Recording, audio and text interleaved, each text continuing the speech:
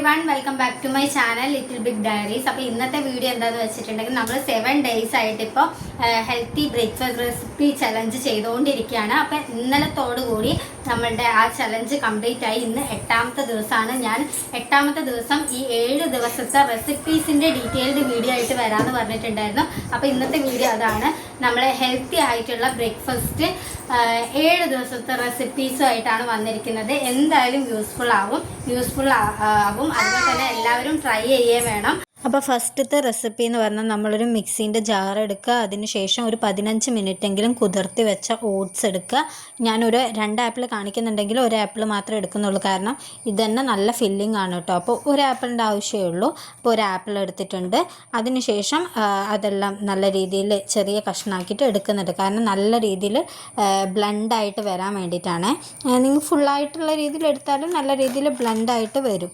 അപ്പം അതിനുശേഷം 1 table spoon peanut butter എടുക്കുന്നുണ്ട്. ഇത് വളരെ ഹെൽത്തിയാണ്. അതേപോലെ തന്നെ വെയിറ്റ് ഗെയിനൊക്കെ അടിപൊളിയാണ്. ഞാനിപ്പോൾ വെയിറ്റ് ഗെയിനൊന്നും ഉദ്ദേശിച്ചിട്ടല്ല, പക്ഷേ എന്നാലും ഹെൽത്തിയാണ്. പിന്നെ എനിക്കിതിൻ്റെ ടേസ്റ്റ് എന്ന് പറഞ്ഞാൽ വെറുതെ നമ്മൾ ടേസ്റ്റ് ചെയ്യുമല്ലോ, ആ ഒരു ടേസ്റ്റ് എനിക്ക് അത്ര ഇഷ്ടമല്ല കേട്ടോ. പക്ഷേ ഇതിൻ്റെ കൂടെ ബ്ലെൻഡായിട്ട് വരുന്ന സമയത്ത് എനിക്കിഷ്ടപ്പെട്ടു.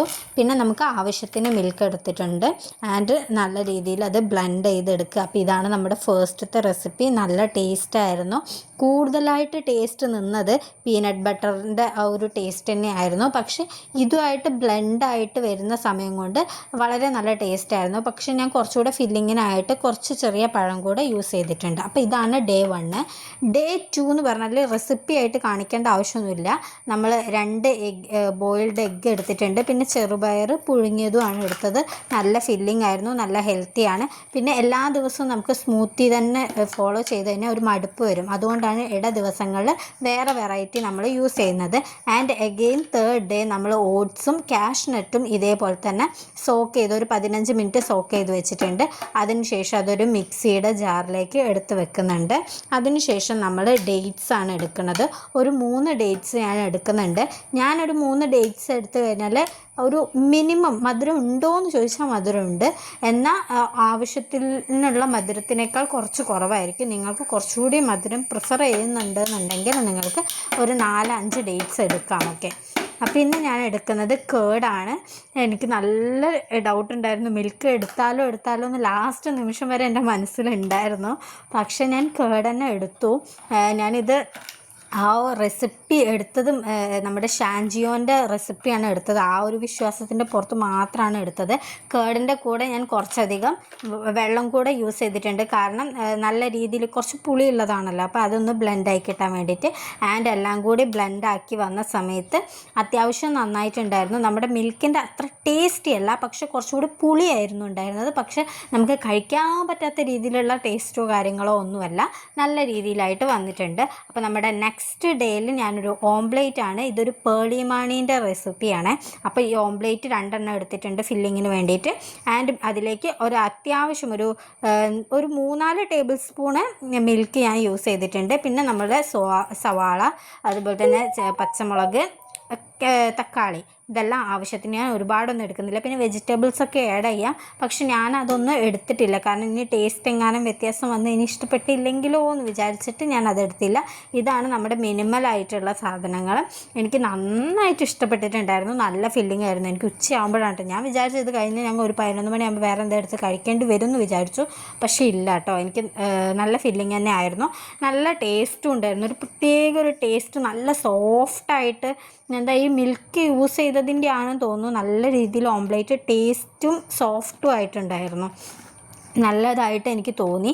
അപ്പോൾ നമ്മുടെ ഈ ഒരു 4 ദിവസം കംപ്ലീറ്റ് ആകുമ്പോൾ തന്നെ ഞാൻ ഭയങ്കര സാറ്റിസ്ഫൈഡ് ആയിരുന്നു. പിന്നെ ഞാൻ പറഞ്ഞിട്ടുണ്ടായിരുന്നു നമ്മുടെ ഈ ചലഞ്ച് എനിക്ക് കുറച്ച് സ്ട്രഗ്ലിംഗ് ആയിരുന്നു, ബിക്കോസ് കുട്ടിയുടെ ഈ അസുഖവും കാര്യങ്ങളൊക്കെ ആയിട്ട്. എന്നാലും ഞാൻ എൻ്റെ മസ്റ്റായിട്ട് ഞാൻ ബ്രേക്ക്ഫാസ്റ്റ് ഞാൻ സ്കിപ്പ് ചെയ്തിട്ടേ ഇല്ല. അപ്പോൾ നമ്മുടെ അടുത്ത ദിവസത്തേത് മക്കാനയായിരുന്നു. മക്കാന മിൽക്ക് ഷേക്കാണ് ഞാൻ ഇതുവരെ ഉണ്ടാക്കിയ ബ്രേക്ക്ഫാസ്റ്റിൽ എനിക്ക് ഏറ്റവും ടേസ്റ്റി ആയിട്ട് അടിപൊളിയായിട്ട് തോന്നി. തോന്നിയത് ഈ മക്കാനേൻ്റെയാണ് കേട്ടോ. അപ്പോൾ മക്കാന ഇതേപോലെ മിക്സിൻ്റെ ജാറിലിട്ടിട്ട് നമ്മളൊന്ന് ക്രഷ് ചെയ്തെടുത്തിട്ടുണ്ട്. അതിനുശേഷം അതിലേക്ക് കാഷ്നട്ടും അതുപോലെ തന്നെ നമ്മുടെ എല്ലാ സീഡുകളും, നമ്മുടെ കയ്യിൽ അവൈലബിൾ ആയിട്ടുള്ള എല്ലാ സീഡുകളും, അതുപോലെ തന്നെ ഡേറ്റ്സും, പിന്നെ ഞാൻ 3 ചെറിയ പഴം എടുത്തിട്ടുണ്ട്. എൻ്റെ റെസിപ്പിയിൽ പഴം ഉണ്ടായിരുന്നില്ല, ഇത് മാത്രമേ ഉണ്ടായിരുന്നുള്ളൂ. പക്ഷേ ഞാൻ കുറച്ചുകൂടെ ഫില്ലിങ്ങിന് വേണ്ടിയിട്ട് എടുത്തതാണ്. എനിക്ക് മക്കാനേൻ്റെ ടേസ്റ്റ് എന്താണെന്ന് അറിയില്ല, പക്ഷേ എനിക്ക് നല്ല ഡൗട്ട് ഉണ്ടായിരുന്നു ഇത് രണ്ടും കൂടെ പഴം കൂടെ വരുമ്പോൾ അത് ബ്ലെൻഡായിട്ട് വരുമോ എന്നുള്ള കാര്യം എനിക്ക് അറിയില്ലായിരുന്നു. പക്ഷേ നല്ല ടേസ്റ്റ് ഉണ്ടായിരുന്നു കേട്ടോ. എനിക്ക് ഭയങ്കര ഇഷ്ടപ്പെട്ടു. സത്യം പറഞ്ഞാൽ എനിക്ക് വീണ്ടും വീണ്ടും കഴിക്കാൻ തോന്നി. അത് കഴിച്ചിട്ട് പിന്നെയും കഴിക്കാൻ തോന്നി കേട്ടോ. അത്രയും ടേസ്റ്റും ഉണ്ടായിരുന്നു, നല്ല ഫില്ലിങ്ങും ആയിരുന്നു കേട്ടോ. എനിക്ക് അങ്ങനെ വിശപ്പോ കാര്യങ്ങളോ ഒന്നും വന്നിട്ടുണ്ടായിരുന്നില്ല, നല്ല ഫില്ലിംഗ് ആയിരുന്നു. ആൻഡ് നമ്മുടെ അടുത്ത ദിവസത്തേത് എഗെയിൻ ഓട്സാണ്. ഓട്സും നമ്മുടെ ഗ്രീക്ക് യോഗേർട്ട് എടുത്തിട്ടുണ്ട്. ഞാനത് ഫുള്ളായിട്ട് എടുത്തു. ശരിക്കും അത്രയും ഫുള്ളായിട്ട് എടുക്കേണ്ടിയിരുന്നില്ല എന്ന് എനിക്ക് പിന്നീട് തോന്നി കേട്ടോ. കാരണം അത്യാവശ്യം പുളി കുറച്ചൊന്ന് കൂടിയ പോലെ എനിക്ക് ഫീൽ ചെയ്തു.